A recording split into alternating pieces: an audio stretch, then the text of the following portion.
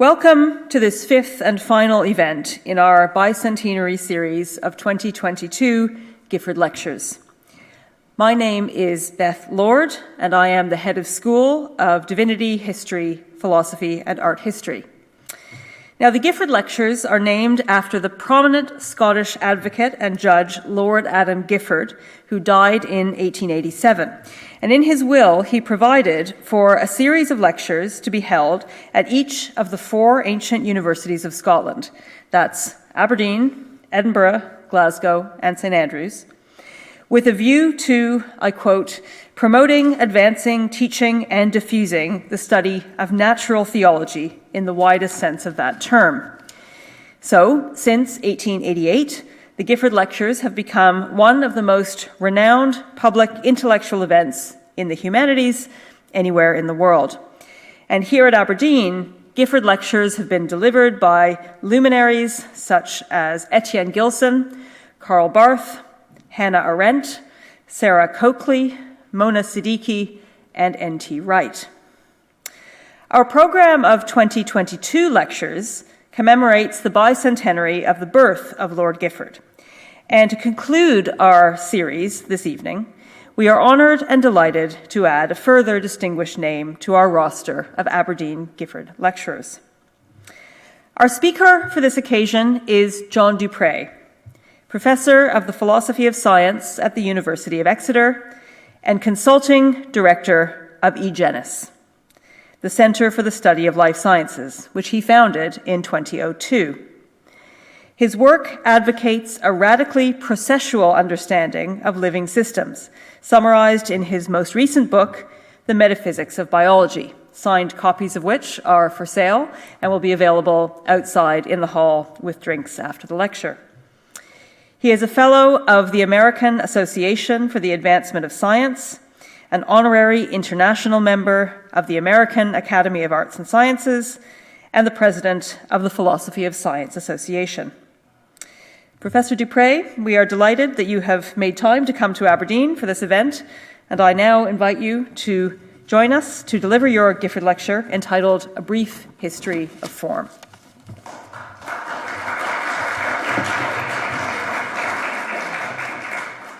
Thank you very much, Beth, and thank you to the Gifford Committee for inviting me to this very renowned lecture series, and to the organisers of my visit who have been extremely hospitable. It's been a very enjoyable visit. So, a brief history of form. Not being a theologian, I experience a twinge of imposter syndrome when I see the rubric, religion and science, under which this lecture is supposed to fit. However, I've decided to embrace my role as imposter by beginning this lecture with a brief venture into natural theology.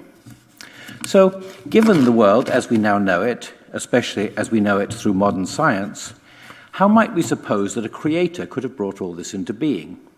The creator, I suppose, has extraordinary powers, so one possibility might be that they quite recently assembled the world pretty much as it is now, perhaps around 6,000 years ago, as some biblical literalists apparently believe. I shall be inclined to rule this out on the basis that it is barely consistent with the knowledge of the world provided by science, which tells us in growing detail of several billion years of history preceding our own. I say barely because we might, like Edward Goss in the mid-19th century, take the fossil record and so on as disclosing God's wish to make the world appear much older than it is. I find the idea of such a systematically deceptive God distasteful, and shall say no more on this proposal. Taking science seriously, and the Creator to be truthful, we have a universe about 14 billion years old, and we live on a planet approximately 4 billion years of age. The world we see took some time to get this way. So let us imagine God, 14 billion years ago, deciding to launch a universe. I suggest there are two quite different strategies they might have employed. The first, and this is a view that still seems to be quite popular, is that they might have built a deterministic machine. The machine was set in motion, and so intricately and precisely was it designed that it led inexorably to everything happening today. This is the extreme version of William Paley's famous God the Watchmaker, but also accords with a kind of determinism that many scientifically minded people still seem to embrace. And there's, I'm sure everyone knows about Paley's imagining walking on a beach and finding a watch and thinking it was something like an organism, like the duck that I show there, which is a famous 18th century construction. I know that God is often said to be infinitely powerful, so that the difficulty of the task just mentioned may be no objection to the story. But for purposes of comparing this with other possible strategies, it is worth contemplating for a moment just how challenging this project would have been. Part of the plan, I suppose, was that exactly the people currently assembled in this room would inevitably be here listening to me talk. Think of all the countless things that had not to happen so that this could come about. All the failed tires, stray bullets, random blood clots that might have prevented us from even being alive. All the family emergencies, double bookings and work crises that might have kept us away, and so on. Perhaps I should mention football games. All the parts of the machine must be tracked and their interactions followed if we are to have a predictable outcome. Might God not have bothered about this and let things take their own course to some extent, some modest extent? I think not. A machine that accumulates errors and unforeseen interactions very soon stops working altogether. Mechanistic prediction is an all-or-nothing affair. The fact is that machines by themselves, at least the kinds of machines envisaged in this mechanistic, deterministic picture, are not good ways of getting things done. Suppose I want such a machine to run errands for me. I program it to go to the shop and buy me a loaf of bread. The program says, for instance, go 20 meters northwest, open the door, turn 90 degrees to the left, go 200 meters, turn 90 degrees right, push open the door, and so on. Unfortunately, the machine runs over a pebble, which pushes it off course by a couple of degrees. Instead of carrying on down the pavement, it heads into the middle of the road, where it eventually stops and pushes endlessly and futilely at a non-existent door. Suppose instead I ask my 10-year-old son. I don't need to tell him to step around people coming towards him or over unexpected obstacles. If there is a sign on the door saying, "Please use side entrance," this will not seriously inconvenience him. I'm very confident that he will succeed in this task even without knowing exactly how he will do so. A similar confidence can extend to far greater distances in space and time. I finish my cup of coffee with you. We take out our diaries and agree to meet in a month's time at the same place. I'm confident that you will be there, or at least inform me otherwise. I have no idea what your route from here to there will be. Perhaps it will take you to the other side of the planet and back. Imagine trying to make a deterministic machine that would go about its business for a month and still reliably make this appointment. And of course, I should say this is not how we would try now to make a robot. We would rather try to imitate the teleology of a living system. What do I mean by... There is a simple moral to all this. The picture of the watchmaking God is one in which all the teleology is concentrated in one place, the mind of God. No doubt anything is possible with infinite resources, whatever that means, but with anything less than that, the way forward is to distribute the teleology. And this is, it appears, is what God, if such there be, actually did. What do I mean by distributing the teleology? First, let me say that I'm using the word teleology lightly. I don't, for example, restrict it to the contents of a conscious mind. For much of this paper, it will be sufficient to speak of distributing the powers. In particular, I want to insist that many powers reside irreducibly in complex systems, and not merely in the interactions of their parts. So, as complex systems only come into being as the universe evolves, new powers come into being. These are powers to do new things, but also powers to evolve in new directions.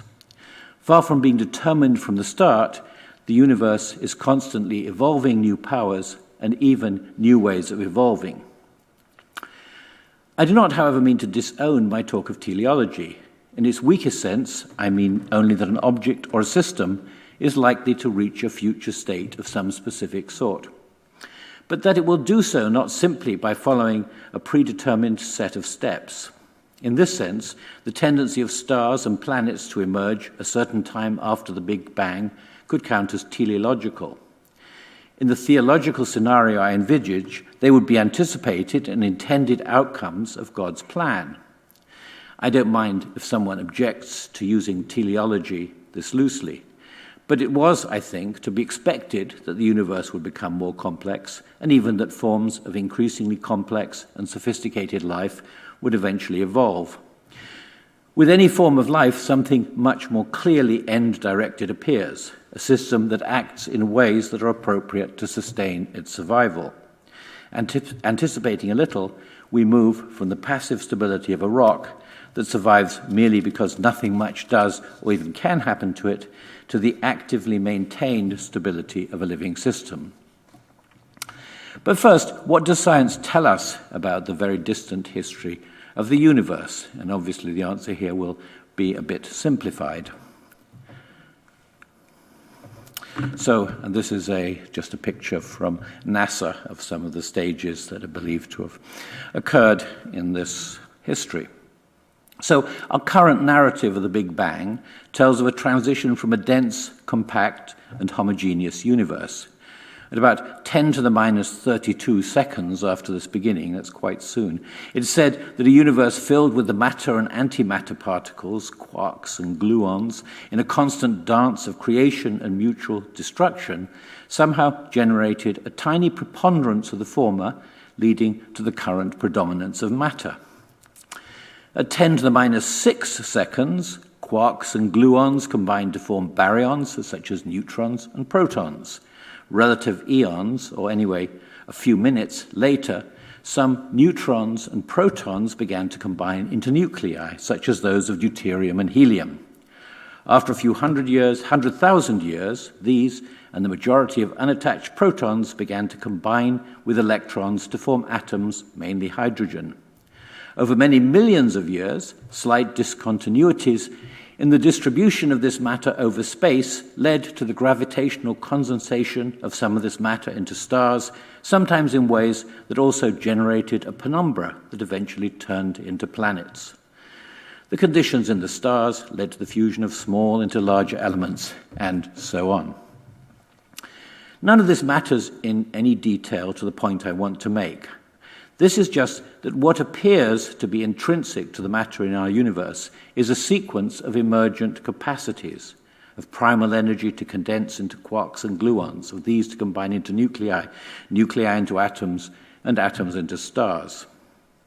There is a trend to greater complexity, and at least at this stage of the evolution of the universe, to a specific set of more complex forms. It may sound pretentious to say that the telos of a nucleus is to form an atom, but I think it is harmless. Also, crucially, none of this story gives any detail of how these evolutionary processes will work out. Exactly where the stars will form is presumably to some large degree a matter of chance. Perhaps it is even a matter of chance whether we live in a universe of matter or antimatter. Surprisingly, perhaps, it seems that these are at least subtly different. So let us now jump to my major concern, the evolution of life. The fact that there is a planet with its peculiar features of chemistry and temperature around our particular sun is surely a matter of chance, perhaps a very improbable event. And even given such conditions, the emergence of life may be highly improbable. But that planets should emerge with the characteristics that are suitable for the evolution of life of roughly the same kind as our own is clearly a possibility inherent in the matter that constitutes the universe, and a possibility that may very well have been realized many times. The same considerations apply to the emergence of life on any such planet. Many scenarios have been proposed for the earliest stages of this emergent. One popular model focusing on the conditions thought to have existed in suboceanic hydrothermal vents. It has, at any rate, been widely accepted for many years that the key organic molecules could be naturally synthesized from chemicals that could be expected to have occurred in the terrestrial environment of 4 billion years ago, and much speculation has focused on the processes that might have led from there to the first self-sustaining and reproducing protocells. It would be an exaggeration to say that the processes of abiogenesis were understood and agreed on, but the first emergence of life does seem increasingly less like an insoluble mystery. Indeed, it is plausible that the emergence of life was a possibility implicit in the Big Bang, and, given the size of the later universe, a possibility almost certain to be realized somewhere in the universe, very likely in many places. To sum up so far, if there were a truly omniscient and omnipotent God, they could, I suppose, plan the emergence of life in a particular way on a particular planet via a series of mechanistic steps. But much easier, at least, to start a universe made of stuff with powers to combine and interact that lead, perhaps inexorably, to the beginnings of life. This at least seems to be the kind of universe we live in, and for one who believes that it was started by God, to wish on them the additional task of predicting exactly where stars and planets would form and where, on suitable planets, life would evolve, seems as tedious as it is unnecessary. God, if omniscient, will of course know where this will happen, but they will do so by observing from a position outside of time rather than, as William Paley's clockmaker God might have done, by calculating the outcome of every collision, annihilation, gravitational attraction, and so on. So far, I've tried to explain this contrast in terms of determinism, but this is not really my central focus today. No scientist really believes that it is the mission of science to discover a deterministic, mechanistic path that led from the conditions of our planet 4 billion years ago to contemporary humans, let alone to the exact set of humans currently alive. Some philosophers, and perhaps some theologians, do believe there is such a path because of a priori philosophical commitment to determinism, but almost no one thinks such a causal story is anywhere near the reach of human intelligence to discern. I personally find the deterministic view wildly implausible, but this is not something that will detain us here. Today, I'm more concerned with a related but weaker thesis that is much more of a live option, the belief that the behavior of large, complex things is always to be explained or understood in terms of the smaller things of which they are part. This kind of bottom-up explanation has become a kind of determinism manqué. We generally acknowledge nowadays that the full story of why things happen in terms of mechanistic interactions of parts is too complex for our limited minds, but we approximate this unattainable ideal with more abstract or idealized conceptions of parts. Underlying this methodological prescription is a metaphysical assumption. The complex systems we are trying to understand are never themselves the autonomous source of powers to act. The watch acts only insofar as the actions of the spring, the gear wheels, and so on eventually necessitate the apparent action of the watch. Is there an alternative to this vision, an alternative that allows autonomous, emergent powers to complex systems? The answer, I believe, is to see complex systems not as unimaginably complex machinery, but as open-ended processes. The former option flows naturally from a world conceived of as composed of things, because the properties of things remain the same unless something external changes them or the relations between their parts changes. Autonomous change in accordance with powers unique to the complex system are excluded, but no such restrictions apply to a world of processes, which is what I think we live in. And I just explain this slide very briefly. I just want to illustrate that we're quite familiar with processes that persist over time, so storms, rivers, and indeed, as I shall argue, ducks and other organisms, but not that kind of mechanical duck. Processes in the first few billion years of our universe were open-ended in the sense of leaving open questions such as the distribution of galaxies and perhaps the predominance of matter or antimatter. But the open-endedness of living systems brings in something quite new. This is the open-endedness of means to an end, ultimately the end of continuing the process. This is the teleology in a strong sense that has emerged in the history of our universe. And this is what underlies the difference between the reliability of my son in getting my loaf of bread, despite the indeterminacy of his exact sequence of moves, and the unreliability of the fully deterministic robot. And it is, I believe, the difference between the actual world and the mechanistic world so popular with present-day philosophers. In the remainder of this talk, I will explore the way these contrasting conceptions of reality play out in the more familiar tract of evolution that brings us from primitive proto-cells to hummingbirds, giant sequoias, and humans, the era of terrestrial life. A characteristic commitment of devotees of the reductionist mechanistic worldview is the illusory character of purpose. They are typically convinced of the lack of any teleology in the world. One leading proponent of this conviction is Richard Dawkins, who writes, "Natural selection, the blind, unconscious, automatic process which Darwin discovered, and which we now know is the explanation for the existence and apparently purposeful form of all life, has no purpose in mind. It has no mind and no mind's eye. It does not plan for the future. It has no vision, no foresight, no sight at all. If it can be said to play the role of the watchmaker in nature, it is the blind watchmaker." For Dawkins, the process that is necessary and sufficient to explain everything in evolution is the differential survival of replicators, microscopic entities capable of producing exact copies of themselves, genes. If there is any agency in Dawkins's worldview, it is in the replicators memorialized in the title of his most famous book, The Selfish Gene. Some critics have complained at the apparent intentionality implicit in this title, but I think we should accept that this is a harmless metaphor.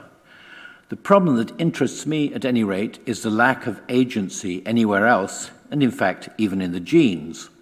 For Dawkins, the tendency of matter to come together as complex organisms is entirely continuous with the tendency of matter to coalesce into stars. Both are, self-evidently, capacities inherent in matter. The sole principle needed, he thinks, to tie these tendencies together is natural selection. And, in fact, this is not an entirely new thought. One of Dawkins's more valuable insights, I think, is his reformulation of Herbert Spencer's famous slogan, "Survival of the fittest," as "survival of the stable," and his interpretation of natural selection as a special case of the latter.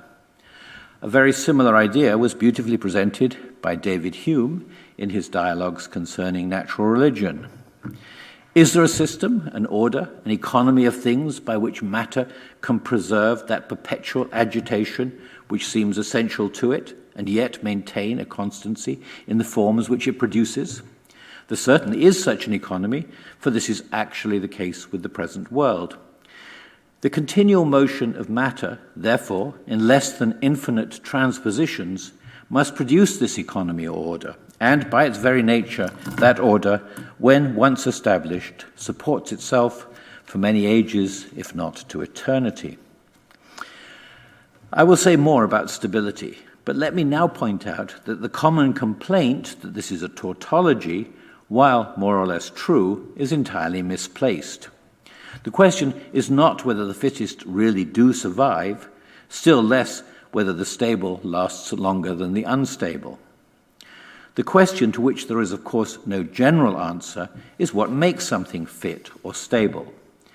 And further, do we live in a relatively stable world because, as Hume proposes, eventually stable things will appear and stay as they do? Or is there some more active cause of the emergence of stability? Note that we are not talking here of the relative stability of an elephant versus a dragonfly, or even granite versus sandstone. Hume speaks rightly of a constancy of forms produced by the economy of nature, not the constancy of the instances of those forms. Perhaps there is a process of cosmic evolution towards something more like granite, perhaps towards a universe eventually consisting of nothing but chunks or isolated atoms of iron, said to be the stablest of the elements. But Hume is talking of the complexity of the forms instantiated in the living world, and here no occurrence of such a form is very long-lasting. So what actually exhibits this crucial stability? Acceptable answers to this question have been changed fundamentally by the acceptance of Darwin's account of evolution. Prior to Darwin, one might think, like Hume, of a sequence of forms recurring through eternity. But now we know that such sequences change indefinitely. Unlike my image of identical chickens and eggs, we know that a single sequence of reproductions may take us from a single-celled organism to a whale or an oak tree. Only small chapters of the story of such a process can be told in terms of a repertoire of fixed things. Dawkins offers us one way of saving the world of things. Change and decay in all around we see, so the only truly stable things are those that can provide exact copies of themselves before they decay, the replicators. Organisms, at least sexual ones, are not replicators because they are a mixture of their parents identical to neither. Only genes, he proposes, are true replicators, hence his reference to them as in the selfish gene as immortal coils. But there is no individual coil that is immortal. The stability in question is not that of a thing, part of a DNA molecule in your or my cells, for instance, but of a lineage, a sequence of such molecules stretching back into the distant past. In the chapter on immortal coils, Dawkins defines a gene as a long-lasting piece of DNA sequence, long-lasting by virtue of generating copies.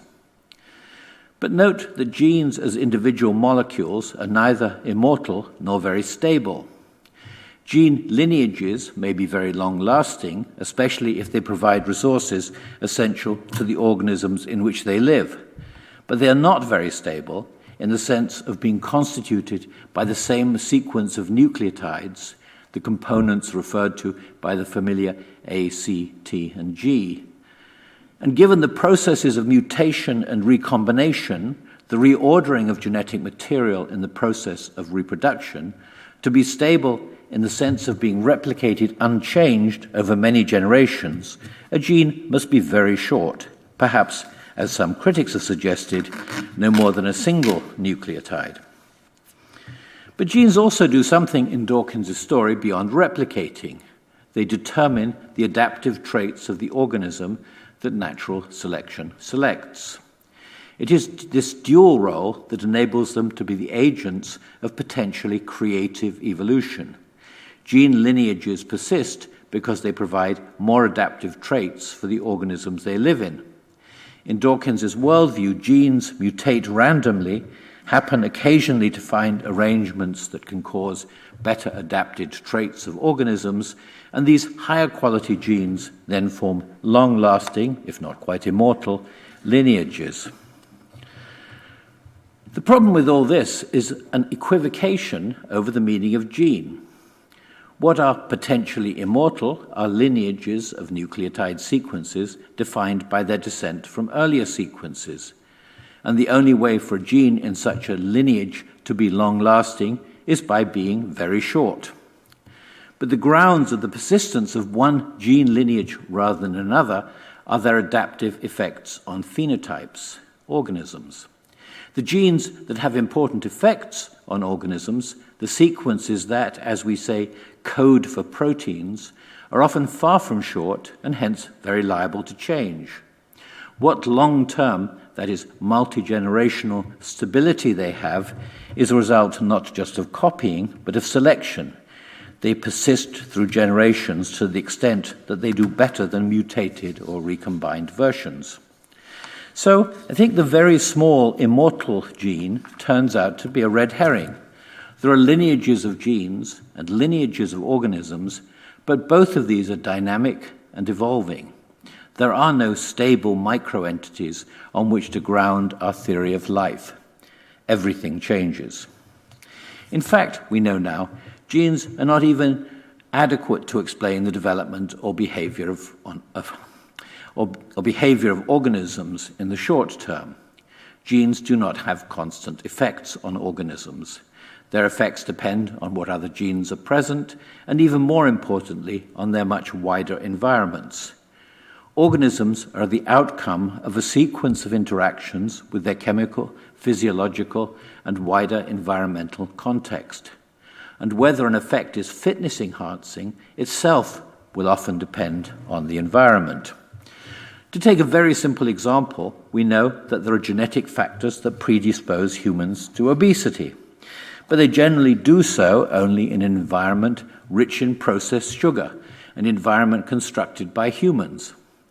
Genes that kept us alive when finding a lot of sugar, say a beehive, was a rare and energy-rich event, make us fat and unhealthy in an environment which we have loaded with vast sugar depositories, such as supermarkets.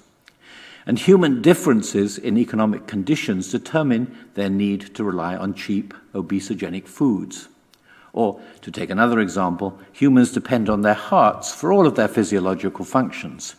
But hearts remain healthy, in part because their owners decide and have the opportunity to keep them properly exercised and fed. Neither evolution nor development can be explained solely from the gene's eye point of view. I've looked only at the most prominent contemporary candidate for the elements of an explanation of major biological trajectories from a purely bottom-up perspective. But there are good reasons to believe that no such explanation can be found. Here I should say, just explanation by us. I haven't ruled out the reductionism sometimes imagined in the mind of the clockmaker God who foresees the trajectory of every piece of matter through eternity. But this imagined perspective cannot attend merely to genes.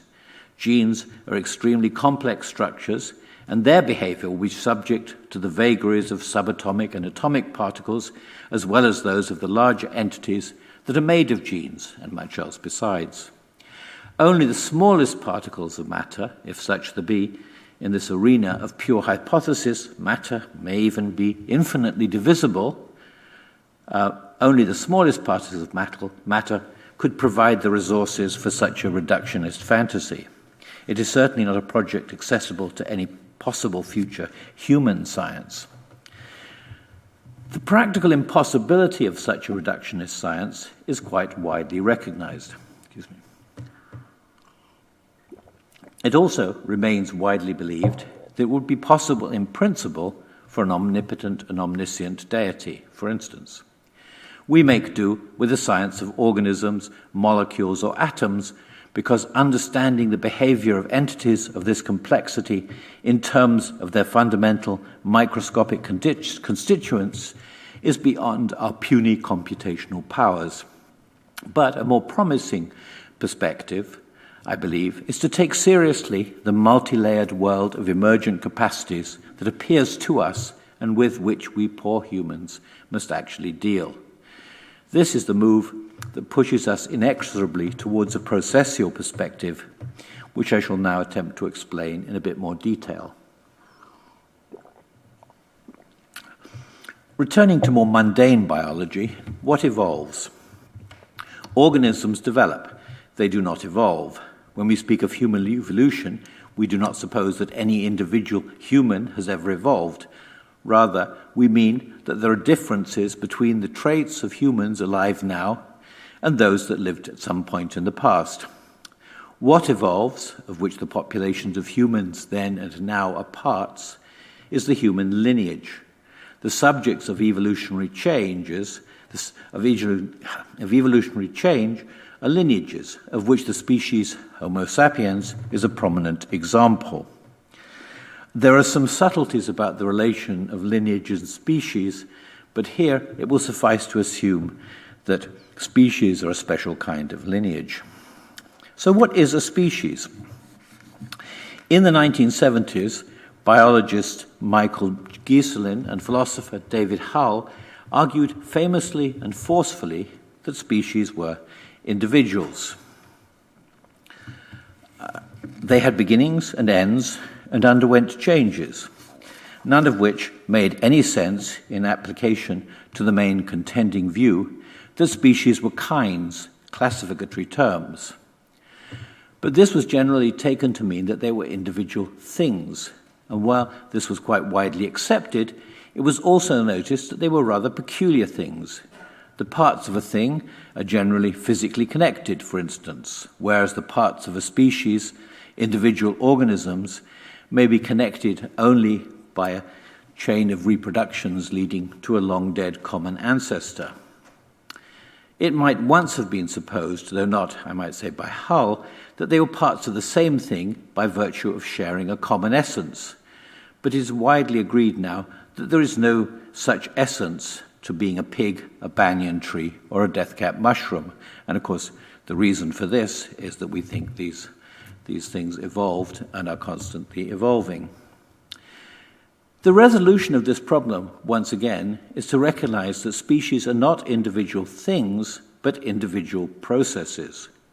What makes the parts of an individual process, such as an avalanche, a battle, or an evolving lineage, parts of the same process, is that they are connected by their causal relations. This applies equally to their spatial and their temporal parts. Causal relations can provide what coherence processes have because processes are always active. While a table or a rock may perhaps do nothing for an indefinite period of time, when an avalanche, a battle, or a lineage ceases to do anything, it no longer exists. Its activity both constitutes its existence at a time and generates its existence in the future. And I should perhaps say that personally I think rocks and such like are probably just very slow processes, but I'm not going to go into that today. Lineages may be an unfamiliar category to many, and intuitions about their nature may be unclear. So let us consider briefly consider something much more familiar, the organism. It is still common to think of organisms as paradigmatic things, a tendency embodied in the familiar idea that they are a kind of mechanism. But as I've argued at length elsewhere, organisms are much more appropriately seen as persisting processes. Organisms, in fact, embody processes of three different kinds. And there's two of them. First, they are metabolic processes. Trillions of chemical reactions are happening every second inside a typical organism, such as you or me, as it maintains itself as a complex structure far from thermodynamic equilibrium. Matter and energy flow through the organism to feed the metabolism that maintains this state. Second, the persistence of the organism is a developmental process. In fact, the unit of analysis in organismic biology is not the adult organism or any other stage of the organism, but the full life cycle.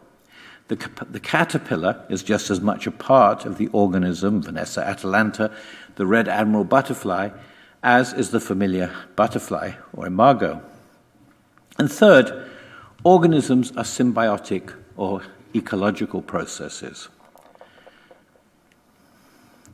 As has become clear in the last few decades, almost all organisms, certainly almost all multicellular organisms, live in complex relationships with symbiotic partners.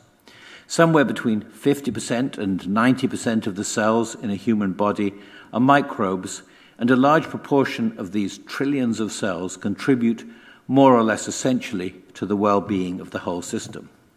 Intimate interactions between what have traditionally been considered different kinds of organisms are essential for the persistence of any one. I'm not going to talk in detail about the examples on the slide. They're just illustrative of what is an absolutely general fact in biology now, that pretty much everything is symbiotic. Things, or substances, have generally been considered as autonomous entities with more or less distinct boundaries, which stay more or less stable as a default condition. But neither metabolic nor symbiotic processes are autonomous. Symbiotic processes lack clear boundaries. That's to say, because where does is the symbiont part of the organism, or is it something else? And if it's something else, how can the organism survive? Because it needs many of the symbionts. And none of these kinds of process are stable by default. Their persistence requires activities of many kinds. The processual perspective on biology is not new. Inspired by Alfred North Whitehead, the doyen of process philosophers, it was widespread in the first half of the 20th century, one notable focus being the Cambridge Theoretical Biology Club. A return to a more mechanistic view was driven by the rise of molecular genetics in the second half of that century.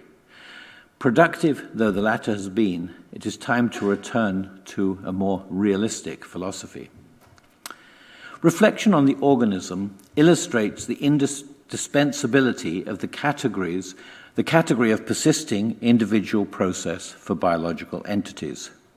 And surely this is even more obviously appropriate for the category of lineages.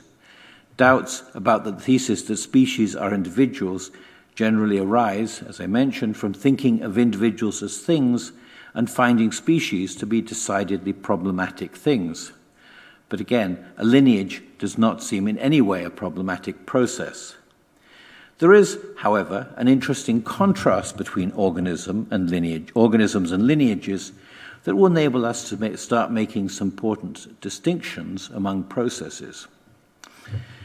The organism, as a life cycle, is a process that looks decidedly teleological. It is homeostatic in the sense that at any moment its activity tends to maintain its structure, but it is also, to borrow a useful word from C.H. Waddington, pictured, I think, homeoretic. That is to say, it is stabilized on a particular trajectory from zygote to death. A homeoretic system has an intrinsic pathway and endpoint. Lineages, on the other hand, are not homeoretic. There is no reason to think that any lineage has a tendency to move towards any particular future state. Lineages are, however, homeostatic. The explanation for this, and indeed for the persistence of evolving lineages of organisms, is natural selection, or at least a large part of the explanation. Let me dwell on this point a little. One of the crucial differences between a metaphysics of things and a metaphysics of process is that while the former tends to emphasize the problem of explaining change, the latter is at least as much, if not more, concerned with explaining stability. Staying the same is just what things do when nothing interferes, whereas in a world of constant change, the existence of relatively stable entities that we are tempted to call things always requires some explanation. At the beginning of this talk, I alluded to the ways in which the early stages of the evolution of the universe involved the emergence of increasingly complex, putative things. It is worth noting here that even some of the most enduring of these are only relatively stable. And stars, for instance, are well known to have characteristic life cycles. In the long, stable phase of a star the size of our sun, the collapsing force of gravity is balanced by the outward pressure caused by the heat generated from the fusion of hydrogen atoms into helium. As the hydrogen is exhausted, the balance fails and the star collapses under the force of gravity. The sun, at first sight perhaps a paradigmatic thing, is in fact a dynamic entity, stabilized by a balance of forces and processes. It is unsurprising that discussion of natural selection has focused on its role in explaining evolutionary change. Its most dramatic influence on thought has been its ability to make imaginable the appearance of complex structures from much simpler origins, and thus provide a naturalistic account of the origin of life. But it has also long been understood that it has a stabilizing role as a process essential for the persistence of lineages as coherent, distinguishable entities. For numerous reasons, atypical organisms are generally less fit, and natural selection has a strong tendency to maintain a lineage near a reasonably homogeneous local optimum. I want to suggest that this is the central role of natural selection. I will make via the rather contentious observation that natural selection cannot explain change at all. I say that this is contentious, but in truth the point I want to make is trivial. Natural selection does not provide the options among which it selects. The source of any evolutionary novelty must be sought elsewhere. The favorite candidate for this source is mutation of genes, and the enthusiasts for natural selection as creative, again notably Richard Dawkins, managed to describe selection as creative by assuming that mutation is small and omnipotent. That is, there is always a mutation that will push the phenotype just a little bit closer to any potentially fitter state, and natural selection will then fix that mutation. So, if it would be helpful for the organism to have an eye, a series of tiny changes will lead from no eyes to eyes, and each will be selected in turn.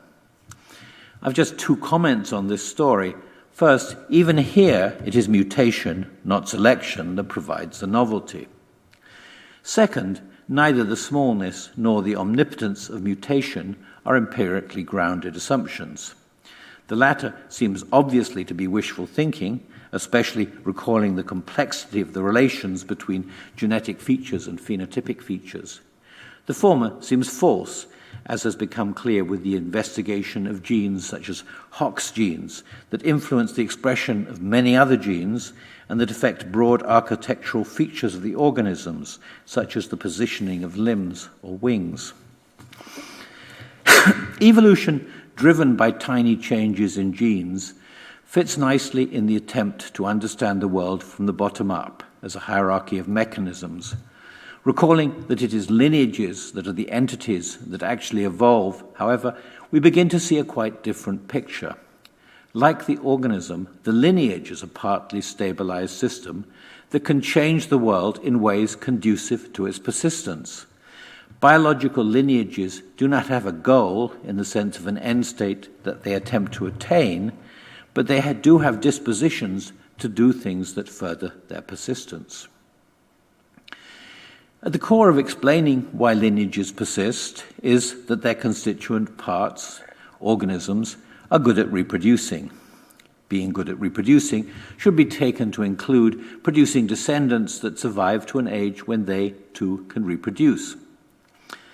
Second, as already discussed, the constituents of a well-ordered lineage have a package of traits that enable their survival, and this package is maintained over time by excess reproduction and natural selection. These two factors, very differently realized in different lineages, provide the general explanation of there being persistent lineages. But biological lineages also have the capacity to change in ways that adapt them to new conditions or adapt them better to existing conditions. Such adaptation requires, in addition to the familiar reproduction and selection, a source of innovation. The once standard view is that reproduction here means passing of genes from one generation to the next, and innovation means genetic mutations, generally of small effect. It is a matter of dogma that these mutations are randomly generated, a dogma at the heart of the idea that selection, by scanning countless random changes for the few that are advantageous, is the real architect of adaptive change. In recent years, however, both innovation and reproduction have been interpreted much more broadly, one effect of which is to make the lineage a much more interesting process. In addition to the production of new organisms carrying genes from their parents, the importance of reproduction is that it transmits traits between generations and helps to maintain a well-adapted lineage. But transmission of traits, or inheritance, can come about in several ways. The Israeli theoretical biologist Eva Jablonka distinguishes 4 channels of inheritance and is especially well known for emphasizing the importance of epigenetic inheritance. Epigenetics is the realm of modifications to genomes that are independent of their nucleotide sequence and that may be acquired during the life of the organism. It is increasingly recognized that have also effects on the way that genes influence the organisms they live in. It is increasingly recognized that epigenetic changes can be passed on to descendants, which undermines the traditional taboo against inheritance of acquired characteristics. The deeper grounds of this taboo are the suspicion of what is, with some historical license, widely known as Lamarckism, adaptive acquired and inheritable changes. That's the classic example being the giraffe stretching its neck out to reach higher leaves and leaving descendants with longer necks, which is generally considered to be a violation of the primacy of the gene in inheritance, and in fact probably doesn't happen. Lamarckism more fundamentally contradicts the unique role of selection in generating change and, unsurprisingly, remains controversial. But Lamarckism is not controversial when we consider a further mode of inheritance through culture, in the broad sense of learned behavior common to a group of organisms. For animals that have a culture in this sense, it is clearly possible for an individual to discover an adaptive behavior, say a new food source or method of food extraction, and transmit this to offspring, relatives, or unrelated individuals, for example, by imitation. The extent of such transmission will determine the rate at which the lineage assimilates the innovation, but in any case, it will be Lamarckian. Traditionalists generally dismiss this as very limited importance. A look at sources of innovation amplifies the importance of these additional channels of inheritance. Particularly interesting here is phenotypic plasticity. Organisms develop in radically different ways in response to their environment or their particular circumstances, and to a significant degree independently of their genes. One very famous example is a goat studied by the Dutch physiologist E.J. Schleiper, which was born with no front limbs, but which required a suite of unusual adaptations to its skeleton and muscles that enabled it to walk on its hind legs. I must tell you, that's not actually Schleiper's goat in the slide. I couldn't find a picture of the actual goat. It didn't live very long. If, to varying degrees, almost all developing organisms have considerable flexibility in reaching a viable, to varying degrees, almost all developing organisms have considerable flexibility in reaching a viable adult state. It's generally acknowledged that anomalies, such as those exhibited by Schleiper's goat, are not heritable. However, for a long time, theorists have discussed how adaptive changes might be genetically assimilated by creating an environment in which commonly developed phenotypic innovations were much more rapidly selected. Epigenetic changes are much more frequent than genetic changes and could potentially greatly enhance this potential for assimilation. Finally, crucial to understanding the persistence of lineage is a phenomenon that has come to the center of attention in recent evolutionary theorizing: niche construction. The bottom-up perspective typically supposes that adaptive evolution is a passive response to a given environment. If the environment changes, lineages evolve to maintain their adaptedness. But in fact, organisms to varying degrees create the environments to which they are adapted. The most obvious example is humans, who live in almost entirely artificial, that is to say, humanly created environments. If we focus on such aspects of the environments as schools and hospitals, we can see how these are designed precisely to serve the successful development of members of the lineage.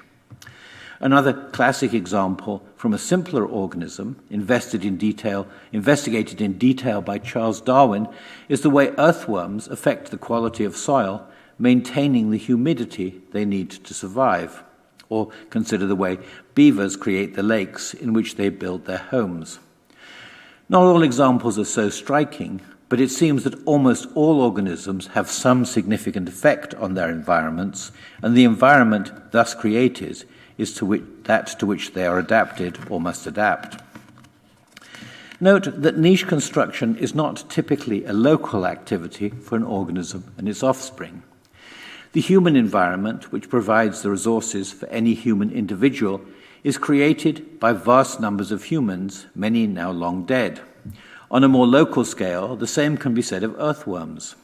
In such cases, and they are countless, the lineage contributes to the construction of the niche in which its members live.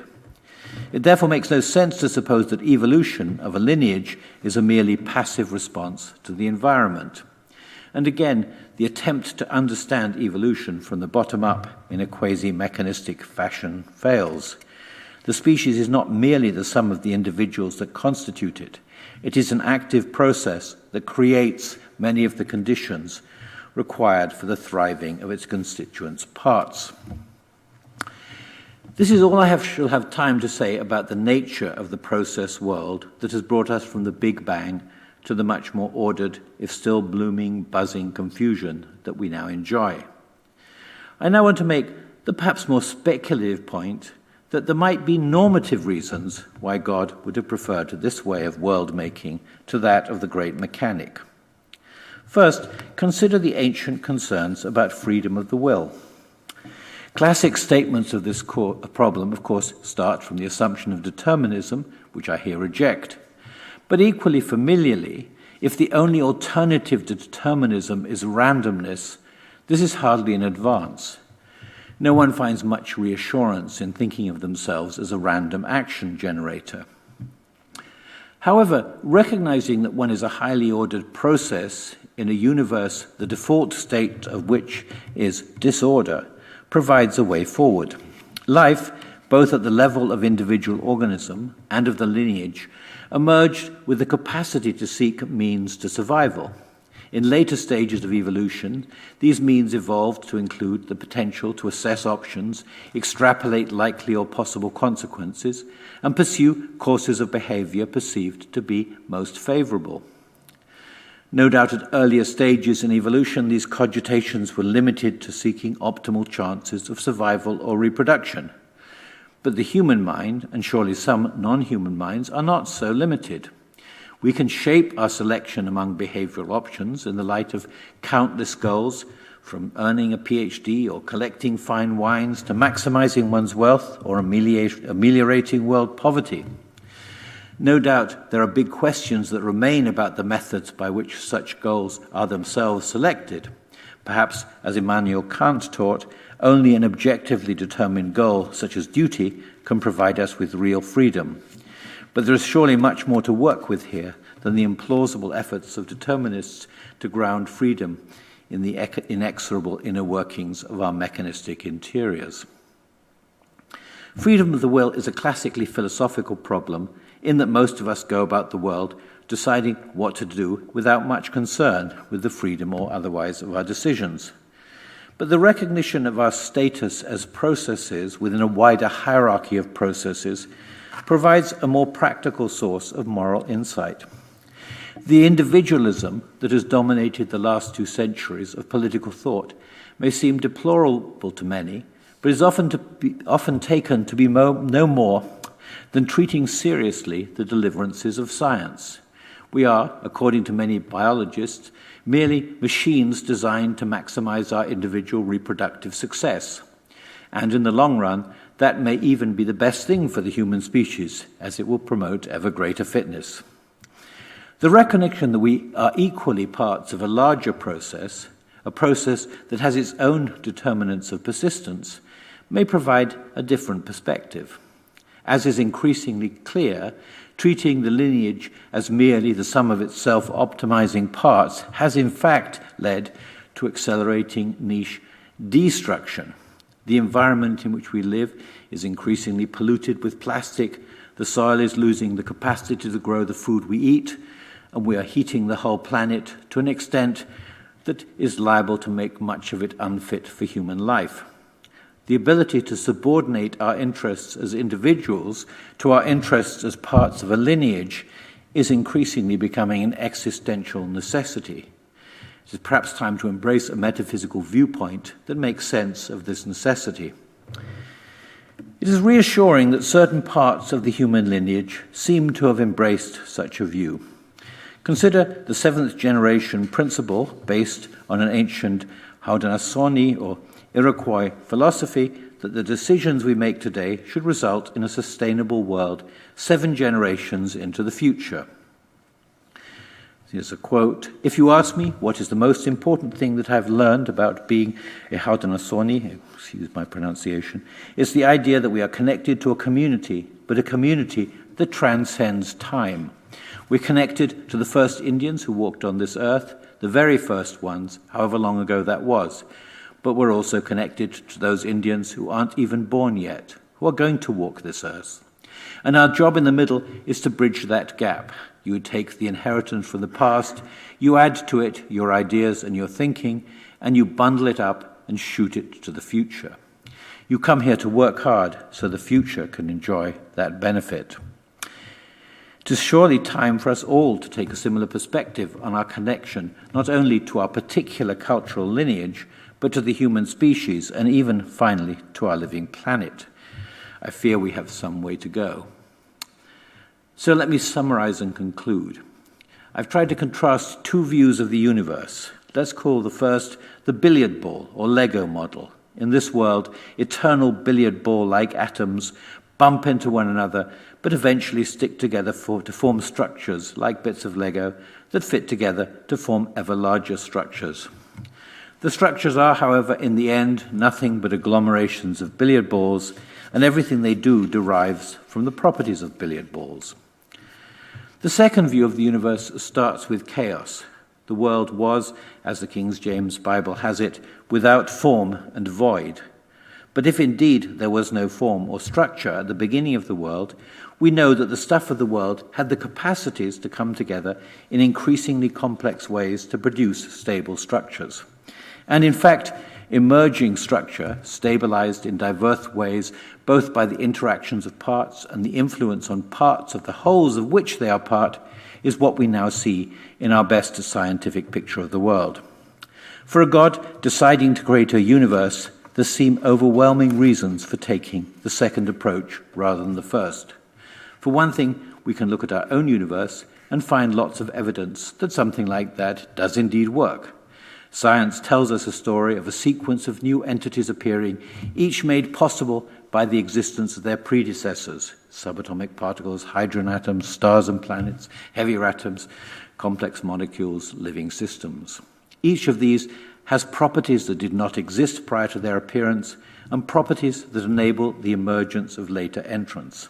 And perhaps, I've suggested, even if both approaches are possible, the second would be more desirable. Would you prefer to be a machine, a cog in the much larger machine, and a machine for which the illusion of making a difference to anything is just that, an illusion? Or, on the other hand, a process, part of a hierarchy of much larger processes, nation, species, life, all of which are constantly acting to sustain and sometimes improve their existence in the world? Surely the latter is closer to how we actually think of ourselves, and the tendency to reject this picture derives, I suggest, from the hangover of bad philosophy and bad theology from the last few centuries. The gradual emergence and self-construction of ever more complex and layered structures from the formless void, I suggest, is the real history of form. And both through and around these structures, as Heraclitus the patron saint of process philosophers, told us, Panta re, everything flows. And just to compete with one bit of advertisement, if you want to read more about process philosophy, here is a book, and it is open access, so I'm sure you will all want to go and read it. Thank you very much.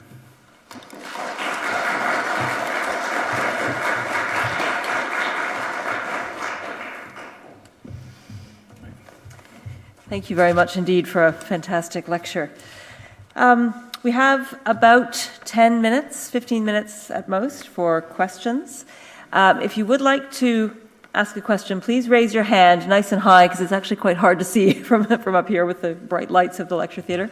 And when I call on you to speak, please turn your microphone on by pressing the little button that says speak, or something like that on the lectern that you're sitting at. So I can invite questions. Professor Dupré is asked a question about metaphysical identity and how this compares against the process view if one of the faults of the mechanical view is that it makes individuals illusions. So I guess, thank you, that's a good question.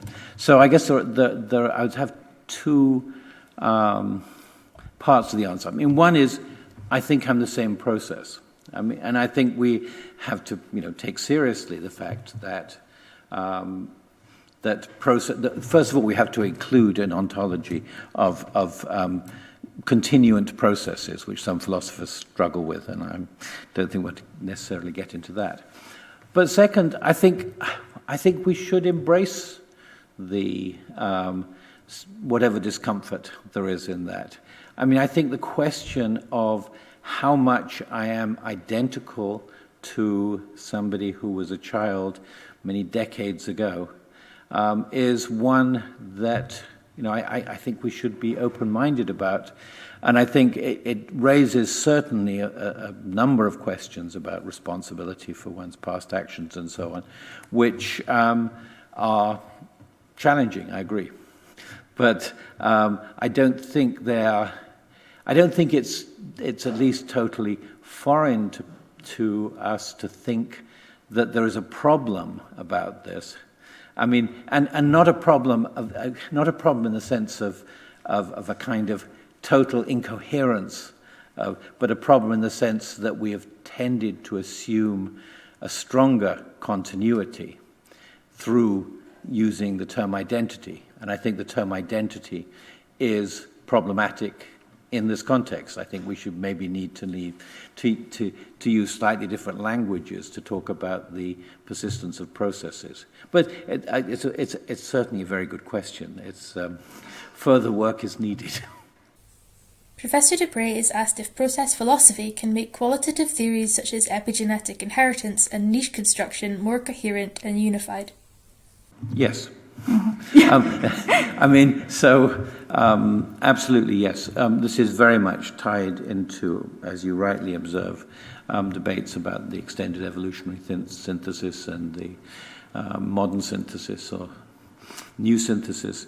And I think a lot of the resistance to extension of the thesis comes from the kind of thinking that I'm talking about. So I do see process ontology as having an important contribution to make to extending the thesis.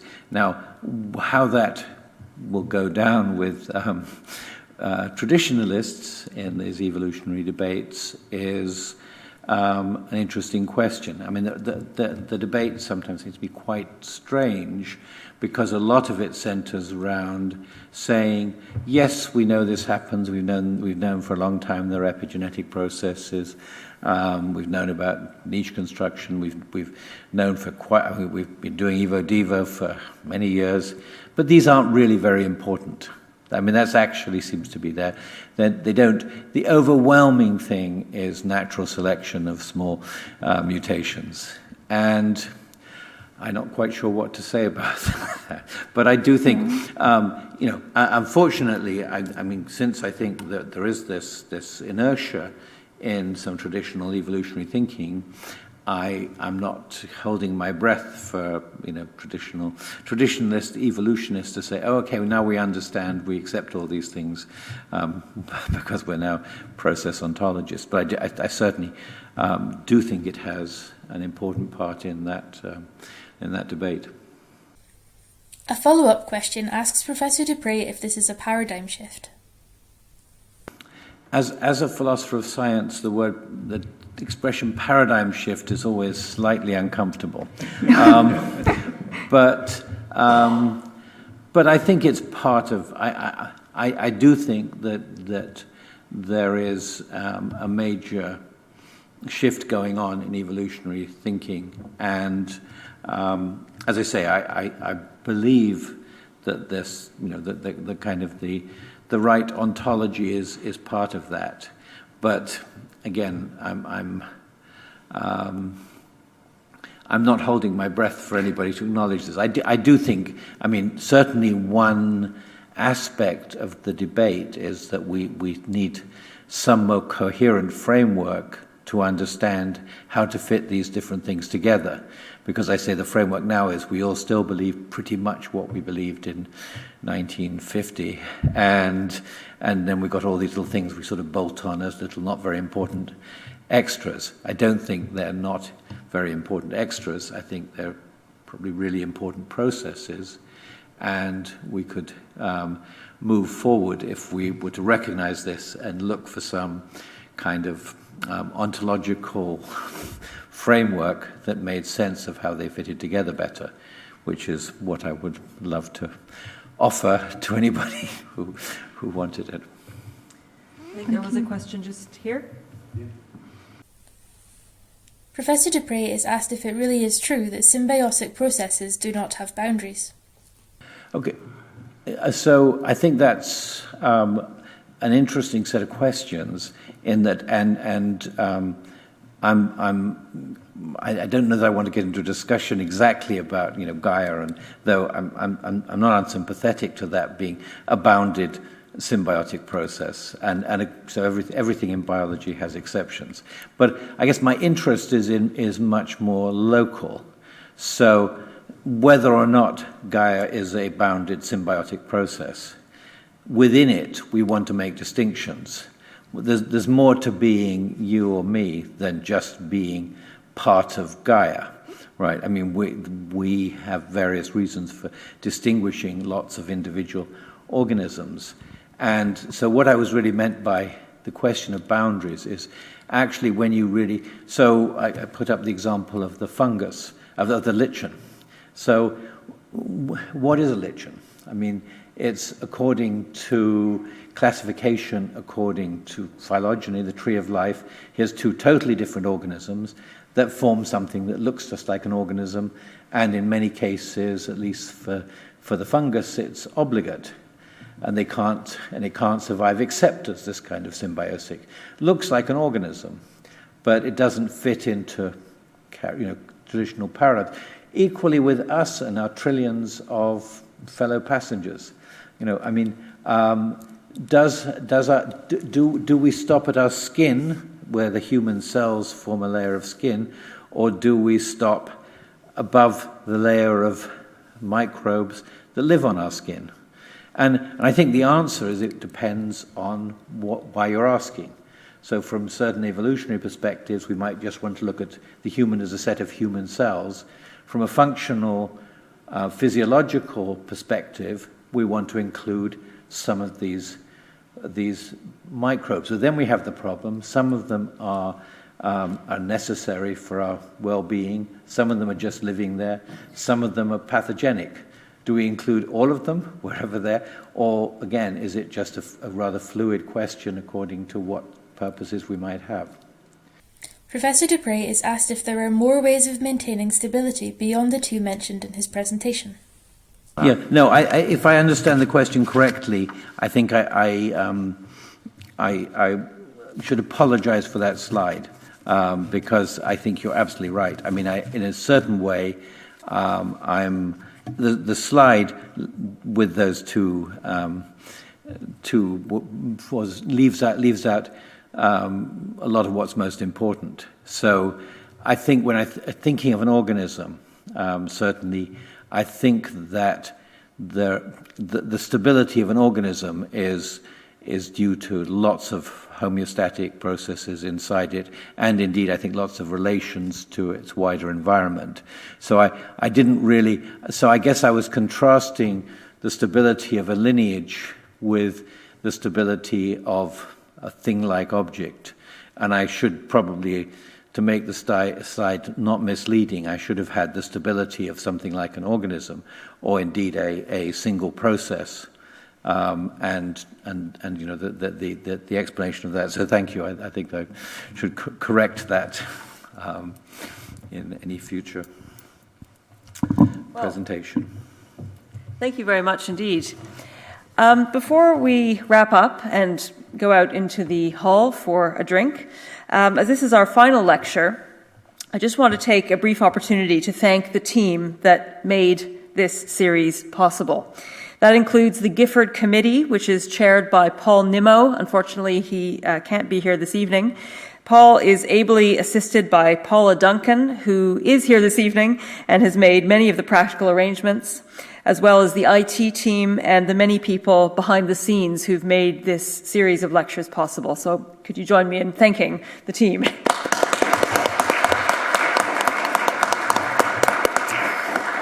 Thank you very much.